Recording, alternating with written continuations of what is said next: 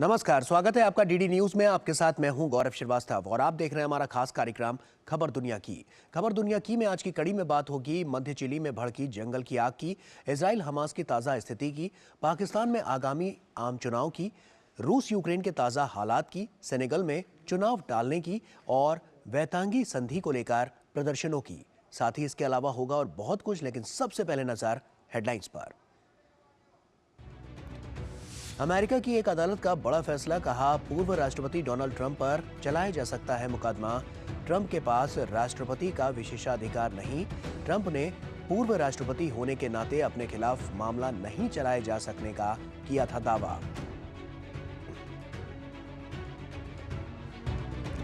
Israeli सेना का Hamas आतंकियों के खिलाफ अभियान जारी। 7 अक्टूबर के हमलों में UNRWA कर्मियों के शामिल होने के आरोप की समीक्षा के लिए समूह का गठन। 14 फरवरी को शुरू करेगा काम। मार्च के अंत तक आएगी प्रारंभिक रिपोर्ट।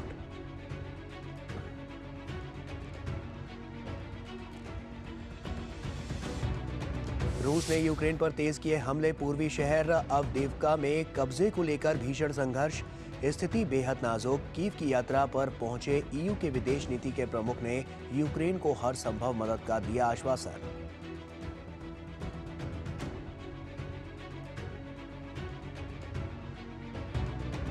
पश्चिमी अफ्रीकी देश सेनेगल में चुनाव स्थगित करने के बाद मचा बवाल। विपक्ष ने राष्ट्रपति पर लगाया संवैधानिक तख्तापलट का आरोप। 25 फरवरी को होना था चुनाव। 2 अप्रैल को खत्म हो रहा है राष्ट्रपति कार्यकाल।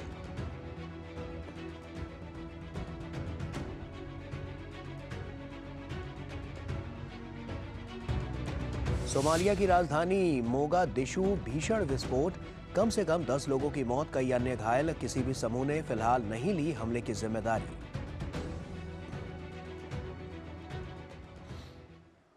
और आइए शुरुआत करते हैं और सबसे पहले बात करते हैं अमेरिका की।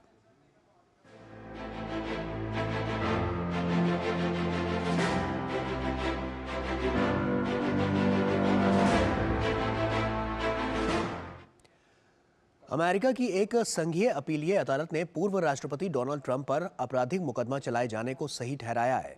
अदालत ने कहा है कि पूर्व राष्ट्रपति होने के नाते डोनाल्ड ट्रंप को मुकदमा न चलाए जाने के खिलाफ कोई विशेषाधिकार नहीं मिलता है।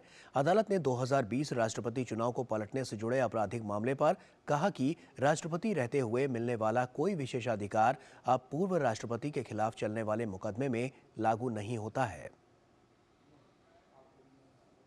और मध्य चिली में जंगल की आग भड़कने से 120 से ज्यादा लोगों की मौत हो गई है और कई लोग लापता हैं। आग की वजह से 2 शहरों विना डेल मार और वाल पराइसो में सबसे ज्यादा नुकसान हुआ है। आग बुझाने के लिए 19 से ज्यादा हेलीकॉप्टर और 450 से ज्यादा अग्निशामकों को लगाया गया है। मध्य चिली में फायर फाइटर्स जी जान लगाकर आग बुझाने का प्रयास कर रहे हैं। अब भी कई जगहों पर आग लगी हुई है। क्या है वहां की ताजा स्थिति, आइए जानते हैं। चिली के शहर विना डेल मार की रहने वाली अमेंडा टोरो अपने इलाके में हुई तबाही का नजारा देख रही हैं। पिछले दिनों यहां के जंगलों में लगी भीषण आग ने मध्य चिली में बसे उनके मोहल्ले के बहुत सारे घरों को अपनी चपेट में ले लिया था। अब शहर में जगह जगह राख और मलबे के ढेर नजर आ रहे हैं। जगह जगह लोग अपने मलबे में से बची हुई काम की चीजें ढूंढ कर निकाल रहे हैं और रात बिताने के लिए काम चलाओ टेंट लगा रहे हैं। लेकिन इतने भर से लोग शांति से रात नहीं बिता पा रहे हैं। इन लोगों को रात भर चोरों से अपनी बची खुची चीजों की रक्षा भी करनी पड़ रही है। सड़कों पर अराजकता होने से भयानक असुरक्षा है। लोग चिल्लाते हैं आग आग और कभी चिल्लाते हैं वो चोरी कर रहे हैं, वो लूट रहे हैं। इसी वजह से हमें गश्ती दल बनाने पड़ रहे हैं, जबकि दिन भर साफ सफाई करने से हम पहले ही थके हुए होते हैं। इस भीषण आग का कहर यहाँ रहने वाले इंसानों तक ही सीमित नहीं है। आग और जलते मलबे की चपेट में आने से सैकड़ों जानवर भी जख्मी हुए हैं। आग की चपेट में आने से कई जानवर गंभीर रूप से घायल हो गए हैं, तो कुछ जानवर बुरी तरह घबराए हुए भी है। घायल जानवरों का पास के वेटरनरी क्लिनिक में इलाज चल रहा है और क्लिनिक की तरफ से लोगों को उनके खोए हुए पेट्स ढूंढने में मदद की जा रही है। यह एक बहुत बड़ी त्रासदी है। मैंने कभी इतनी मुश्किल स्थिति नहीं देखी है। कई लोग हमें घायल जानवरों के वीडियो भेजते हैं। माइक्रोचिप्स की मदद से हम देखते हैं कि क्या इन जानवरों का कोई मालिक है। इस तरीके से हम खोए हुए पालतू जानवरों को ढूंढने में भी मदद कर रहे हैं। Para poder gestionar lo que es el Chile के मध्य इलाकों में लगी आग में मरने वालों का आंकड़ा अब 120 के पार पहुंच चुका है, जबकि सैकड़ों लोग अभी भी लापता बताए जा रहे हैं। प्रशासन के मुताबिक जैसे जैसे और घरों की तलाशी ली जाएगी, वैसे वैसे मरने वालों का आंकड़ा और बढ़ने की आशंका है। आग की वजह से दो शहरों वीना डेल मार और वालपराइसो में सबसे ज्यादा नुकसान हुआ है। राजधानी सैंटिएगो के पश्चिम में बसे ये दोनों शहर पर्यटकों के बीच लोकप्रिय रहे हैं। चिली में 2020 में आए भूकंप और सुनामी के बाद जंगलों में लगने से आई यह सबसे बड़ी आपदा है। हालांकि आग लगने के कारणों की अभी कोई आधिकारिक पुष्टि नहीं हुई है, लेकिन चिली में हीट वेव के चलते दर्ज की जा रही भीषण गर्मी को इस आग के फैलने का एक प्रमुख कारण माना जा रहा है। स्थिति की गंभीरता को देखते हुए सरकार ने चिली में राष्ट्रीय आपातकाल लगाने के बाद सोमवार को 2 दिवसीय शोक की भी घोषणा की है। आग की वजह से करीब 14,000 घर क्षतिग्रस्त हुए हैं और बड़ी संख्या में लोग खुले में रात बिताने को मजबूर हैं। और बुलेटिन में फिलहाल यहाँ एक छोटे से ब्रेक का वक्त हो गया है, जल्द लौटते हैं। साल बरस और सदी नहीं, एक युग गुजर जाएगा। उम्र न पूछो वंडर की, जब फर्क नजर आएगा। वंडर सीमेंट, फर्क नजर आएगा। लड्डू, हम यहाँ बैठे बैठे पैसे बना सकते हैं। Amazing day. What a match this has been. Cracking shot. What a way to finish. Guys, मैं तुम्हारे बिजनेस आइडिया का बड़ा फैन हूं। अब बिजनेस चाहे जो भी, एसबीआई का करंट अकाउंट तो चाहिए ना। एसबीआई करंट अकाउंट से सिंप्लीफाइड बिजनेस ट्रांजैक्शंस और ग्रेट कस्टमर सर्विस। एसबीआई, देश का फैन। मेरे भाई अरविंद कुमार की कुछ महीने पहले एक्सीडेंट में डेथ हो गई। उन्होंने पॉलिसी बाजार से टर्म लाइफ इंश्योरेंस लिया हुआ था, जो अब भाभी के घर के खर्च और बच्चों की पढ़ाई में काम आएगा। पॉलिसी बाजार की टीम ने क्लेम दिलवाने में हमारी पूरी मदद की। क्लेम के टाइम पे आपकी हेल्प के लिए हमेशा तैयार। पॉलिसी बाजार, 1 करोड़ का टर्म लाइफ इंश्योरेंस सिर्फ 470 रुपए महीने से शुरू। साल बरस और सदी नहीं, एक युग गुजर जाएगा। उम्र न पूछो वंडर की, जब फर्क नजर आएगा।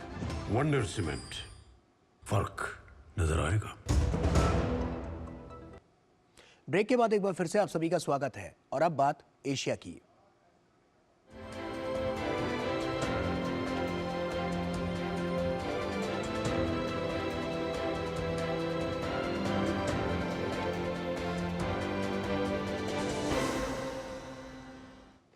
करीब 4 महीने से जारी गाजा युद्ध में इजरायली सैनिकों की मौत का आंकड़ा बढ़ता ही जा रहा है, जबकि गाजा में मरे फिलिस्तीनियों की संख्या 27,000 को पार कर गई है। इस बीच इजरायली प्रधानमंत्री बेंजामिन नेतन्याहू ने साफ कर दिया है कि बंधकों की रिहाई के मुद्दे पर इजराइल हमास की हर बात नहीं मानेगा। नेतन्याहू ने कहा है कि हमास इजरायली बंधकों की रिहाई के मसले पर दबाव बनाने की नीति पर चल रहा है। क्या है वहां की ताज़ा स्थिति, आइए देखते हैं। इजरायली सेना का गाजा में हमास आतंकियों के खिलाफ अभियान लगातार जारी है। इस बीच फिलिस्तीनी शरणार्थियों के लिए संयुक्त राष्ट्र और कार एजेंसी के कर्मियों के 7 अक्टूबर के हमलों में शामिल होने के आरोप की समीक्षा के लिए संयुक्त राष्ट्र महासचिव ने एक स्वतंत्र समीक्षा समूह की नियुक्ति की है। इस समूह का नेतृत्व फ्रांस की पूर्व विदेश मंत्री कैथरीन कोलोन करेंगी। गुटरेस ने आशा व्यक्त की है कि कोलोन के नेतृत्व में यूएनआरडब्ल्यूए पर लगे आरोपों की तटस्थ होकर समीक्षा की जाएगी। उन्होंने कहा कि यह समीक्षा संयुक्त राष्ट्र आंतरिक निरीक्षण सेवाओं के कार्यालय द्वारा की जा रही जांच के साथ साथ चलेगी। समीक्षा समूह 14 फरवरी को अपना काम शुरू करेगा और मार्च के अंत तक महासचिव को एक अंतरिम रिपोर्ट सौंपने की उम्मीद है और अंतिम रिपोर्ट अप्रैल के अंत तक पूरी होने की उम्मीद है। अंतिम रिपोर्ट को सार्वजनिक किया जाएगा। इजराइल एजेंसी के 1300 में से 12 कर्मचारियों को 7 अक्टूबर के हमले में शामिल होने का आरोप लगाया था। ये दावा तब सामने आया जब इजराइल को गाजा पर युद्ध को लेकर अंतर्राष्ट्रीय न्यायालय में नरसंहार के मामले का सामना करना पड़ा। इस आरोप के बाद अमेरिका समेत 15 सबसे महत्वपूर्ण दानदाताओं ने अतिरिक्त फंडिंग को अस्थायी रूप से रोक दिया। इस बीच UNRWA ने आशा व्यक्त की है कि समीक्षा समूह की प्रारंभिक रिपोर्ट आने के बाद दानदाता देश अपने निलंबन की समीक्षा करेंगे। समीक्षा समूह 14 फरवरी को यदि फंडिंग फिर से शुरू नहीं होती है तो लेबनान में 2.5 लाख फिलिस्तीनी प्रभावित होंगे। UNRWA के स्कूलों में जाने वाले 40,000 बच्चे प्रभावित होंगे। 2 लाख मरीजों पर भी इसका असर पड़ेगा। इस बीच अमेरिका के विदेश मंत्री एंटनी ब्लिंकन ने मिस्र के राष्ट्रपति से मुलाकात की और बंधकों, युद्ध विराम समेत दूसरे मुद्दों पर चर्चा की। अक्टूबर में इजराइल पर हुए हमले के बाद से एंटनी ब्लिंकन की क्षेत्र की ये 5वीं यात्रा है।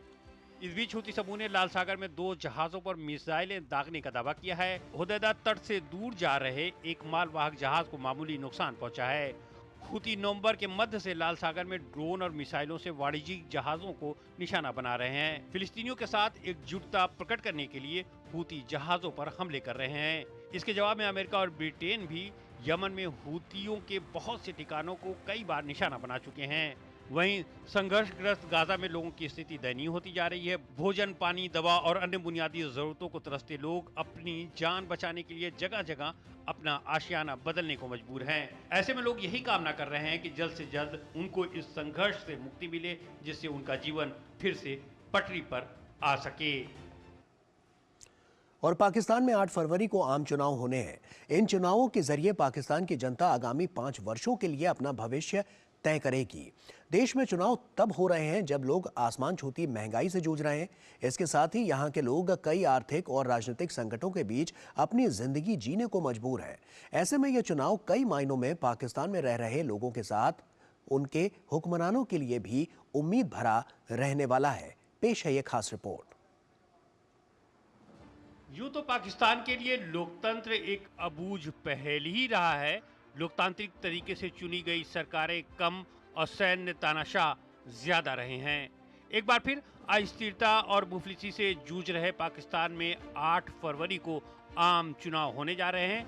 पिछले करीब 1-1.5 साल के दौरान जिस तरह की सियासी उथल-पुथल पाकिस्तान में देखने को मिली है, उससे पता चलता है कि वहाँ की लोकतांत्रिक प्रक्रिया में आम लोगों की भागीदारी कितनी मजबूत होगी। ऐसी स्थिति में खस्ताहाल जिंदगी जीने पर मजबूर अल्पसंख्यक समुदाय की चुनावी प्रक्रिया में हिस्सेदारी को भी बखूबी समझा जा सकता है। पाकिस्तान का अल्पसंख्यक हिंदू समुदाय आम चुनाव से पहले चुनाव प्रक्रिया में खुद को अलग थलग महसूस कर रहा है। जनगणना के आंकड़ों के मुताबिक मुस्लिम बहुल पाकिस्तान में हिंदू आबादी कुल 2.1% है। इसमें से 9% सिंध प्रांत में रहते हैं, जहां उनकी सबसे बड़ी आबादी है। कौमी असम्बली यानी संसद के निचले सदन में अल्पसंख्यक समुदाय के सदस्यों के लिए 10 सीटें, जबकि सिंध विधानसभा में 24 सीटें आरक्षित हैं। हिंदू समुदाय संसद में उचित प्रतिनिधित्व नहीं मिलने का आरोप लगाते हैं। कानून के मुताबिक नागरिक को अपने अधिकार का इस्तेमाल करने से पहले पाकिस्तान चुनाव आयोग में एक मतदाता के रूप में पंजीकृत करना जरूरी है। लेकिन सिंध में रहने वाले सबसे बड़े अल्पसंख्यक हिंदू समुदाय के सदस्यों का दावा है कि उनकी आबादी की तुलना में कुछ लोग ही अपने पहचान दस्तावेजों के कारण मतदान के रूप में पंजीकृत हैं। हिंदू समुदाय के स्थानीय नेताओं का दावा है कि दूर दराज के इलाकों में रहने वाली हिंदू आबादी अधिकतर पढ़ी लिखी नहीं है। उनके पहचान पत्रों में अक्सर विसंगतियां होती हैं, जिसके चलते वे मतदाता के रूप में पंजीकृत नहीं हैं। साल 2018 में जब चुनाव हुए थे तो करीब 10 करोड़ 59 लाख मतदाताओं ने मताधिकार का इस्तेमाल किया था। कुल 36,26,000 मतदाता अल्पसंख्यक समुदायों से थे। हिंदू समुदाय के नेता खुद को पाकिस्तान का सबसे बड़ा अल्पसंख्यक समुदाय बताते हैं, जिनकी कुल संख्या लगभग 47,70,000 है। लेकिन आधिकारिक तौर पर केवल 17,77,000 मतदाता ही पंजीकृत हैं। ईसाई समुदाय 16,39,000 मतदाताओं के साथ दूसरे स्थान पर है। अहमदिया के पास 1,65,369 मतदाता थे, जबकि सिख 8,833 मतदाता थे। पाकिस्तान में अल्पसंख्यक मतदाताओं की संख्या 2013 में 27,70,000 से बढ़कर 2018 में 36,26,000 हो गई। लेकिन निचली जाति के हिंदुओं को अभी भी मतदान का अधिकार नहीं दिया गया है। इस बीच डॉक्टर सवीरा प्रकाश उत्तर पूर्वी खैबर पख्तूनख्वा प्रांत में बुनेर की सामान्य सीट से चुनाव लड़ने वाली पहली हिंदू महिला बन गई हैं। 25 वर्षीय सवीरा प्रकाश पेशे से डॉक्टर हैं और बुनेर में पाकिस्तान पीपुल्स पार्टी की महिला विंग की महासचिव भी हैं। पीपी का दावा है कि उसने खैबर पख्तूनख्वा में सामान्य सीट के लिए सवीरा प्रकाश को मैदान में उतारकर इतिहास रच दिया है। बहरहाल सवीरा प्रकाश का सामान्य सीट से चुनाव लड़ना पाकिस्तान के लोकतंत्र के लिए सकारात्मक कदम हो सकता है, लेकिन सवाल यही है कि दूसरे चुनाव की तरह इस बार भी बनने वाली सरकार कहीं सैन्य तानाशाहों के बूटों का शिकार न बन जाए। और आइए आगे बढ़ते हैं और अब बात करते हैं यूरोप की।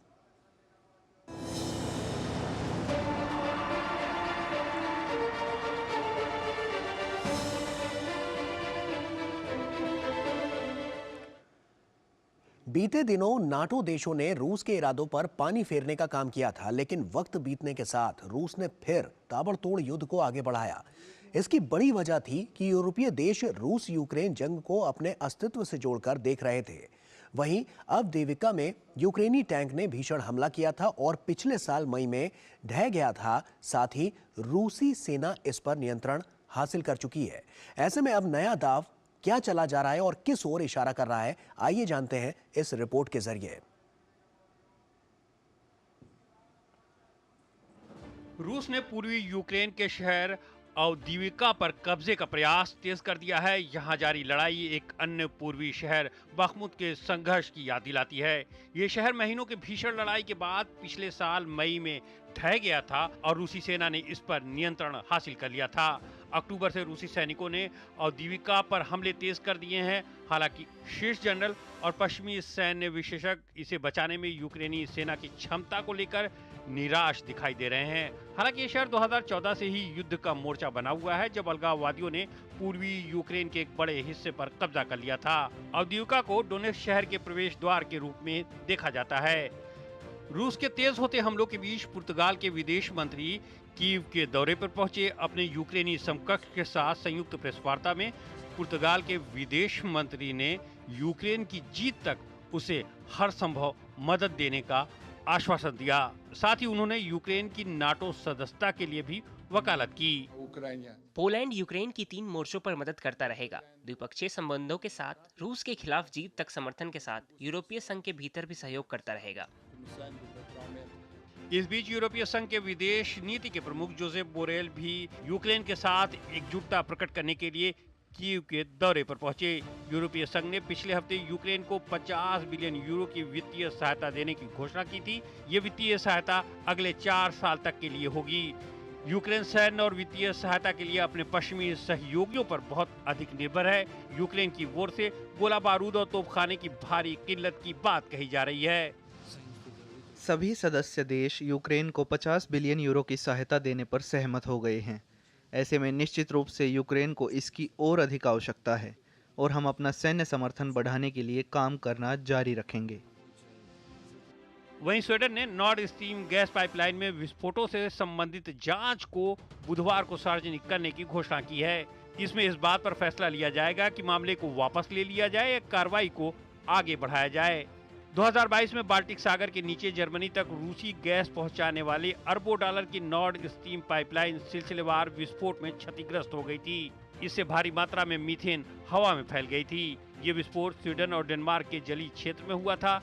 स्वीडन और डेनमार्क की जांच एजेंसियां इसकी जांच कर रही हैं। हालांकि रूस ने कहा है कि बार-बार अनुरोध करने के बावजूद भी जांच से संबंधित उसे कोई जानकारी उपलब्ध नहीं कराई गई है। हम जांच रिपोर्ट का इंतजार कर रहे हैं। बेशक ये अंतर्राष्ट्रीय बुनियादी ढांचे की तोड़फोड़ है। हमें ये जानने की जरूरत है कि इसके पीछे कौन है और किसने इसे अंजाम दिया। इस बीच रूस ने कहा है कि अपनी आगामी तुर्की यात्रा के दौरान राष्ट्रपति व्लादिमीर पुतिन गैस हब योजना पर वहां के अधिकारियों के साथ चर्चा कर सकते हैं। और वक्त यहां पर एक छोटे से ब्रेक का है, जल्द लौटते हैं। साल बरस और सदी नहीं, एक युग गुजर जाएगा। उम्र न पूछो वंडर की, जब फर्क नजर आएगा। वंडर सीमेंट, फर्क नजर आएगा। और अब बात अफ्रीका की।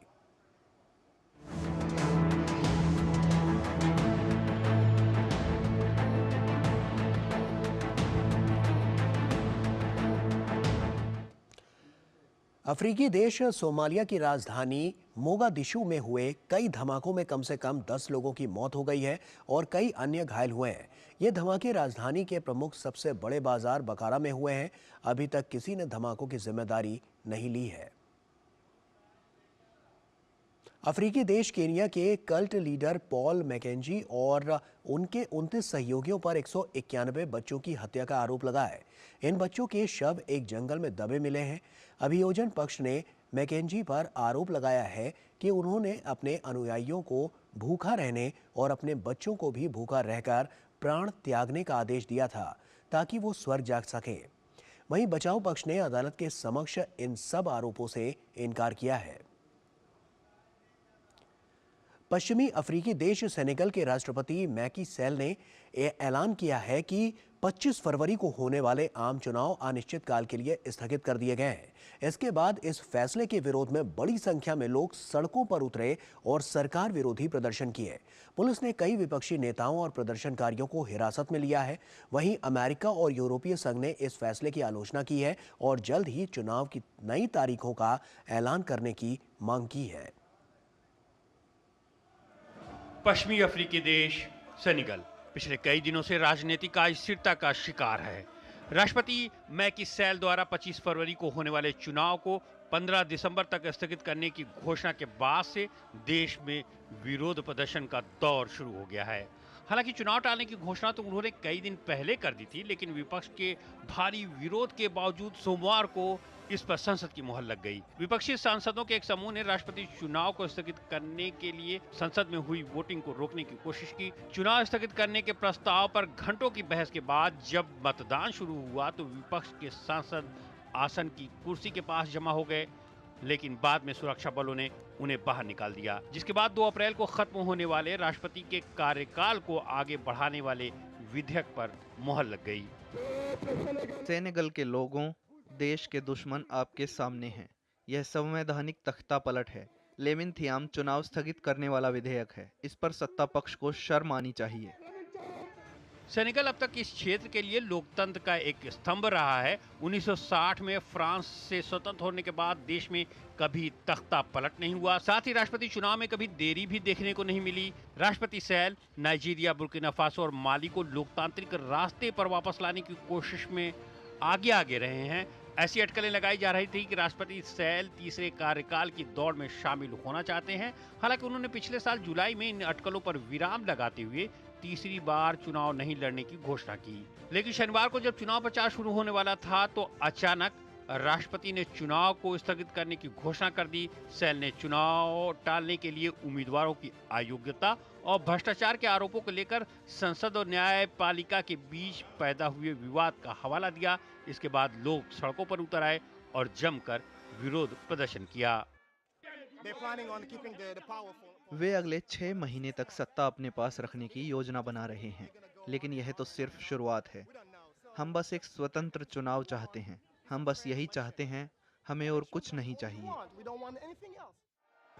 अयोग्य ठहराए गए उम्मीदवारों में ओस्मान सोनको भी शामिल हैं। सोनको 2019 के राष्ट्रपति चुनाव में तीसरे स्थान पर थे।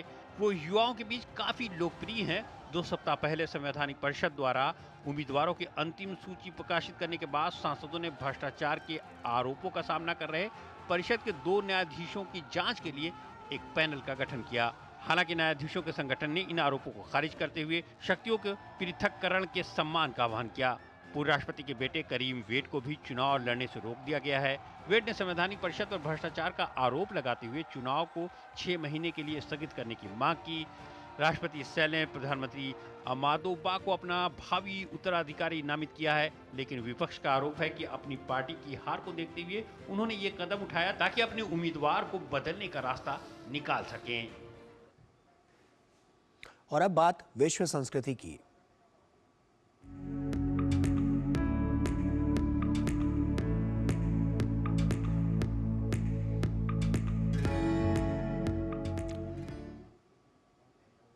सदियों पुरानी वैतांगी संधि को भले ही लंबा अरसा हो गया हो, लेकिन विरोध के स्वर आज भी सुनाई देते हैं। ये संधि न्यूजीलैंड में ब्रिटिश शासन और स्थानीय माओरी समुदाय के बीच हुई थी। हर साल न्यूजीलैंड में इसे राष्ट्रीय दिवस की तरह मनाया जाता है, लेकिन माओरी भाषा के आधिकारिक प्रयोग और उनके अधिकारों को फिर से कम करने की कोशिश लगातार की जा रही है और तमाम जगहों पर विरोध प्रदर्शन होते हुए भी नजर आ रहे हैं। और इसी के साथ फिलहाल इतना ही। हमारी पूरी टीम को दीजिए इजाजत। नमस्कार।